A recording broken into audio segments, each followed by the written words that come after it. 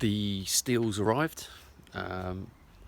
Is the latest thing yesterday, finally. So got the measurements. The guy actually came out to double check the measurements, which was really good. So they basically hired them.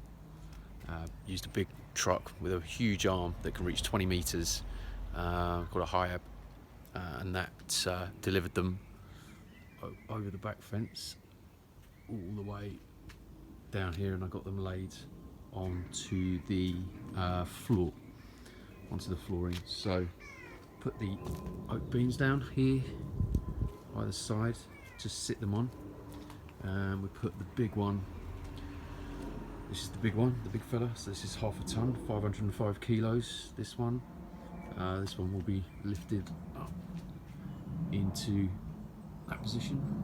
That's the cross beam, the main cross beam.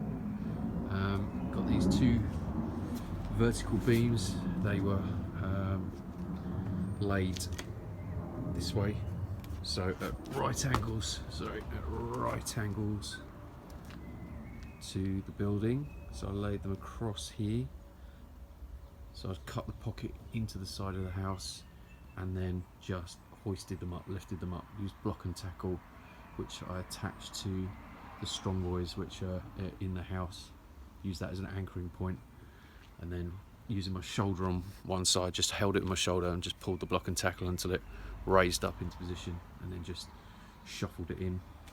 That was about 165 kilos, and this one on this side is a little bit shorter, it's about 150 kilos. So I did the same with this one.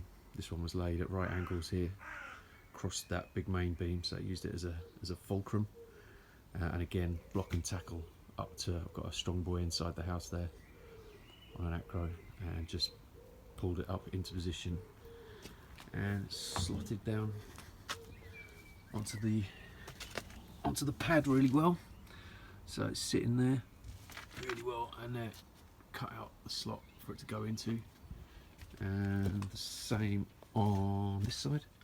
So it was a bit of a tighter squeeze, that one, but that one went in really well, and I'm pretty happy with the measurements. So they sit, that one sits perfectly in line. So the top of that steel there is exactly in line with the bottom of the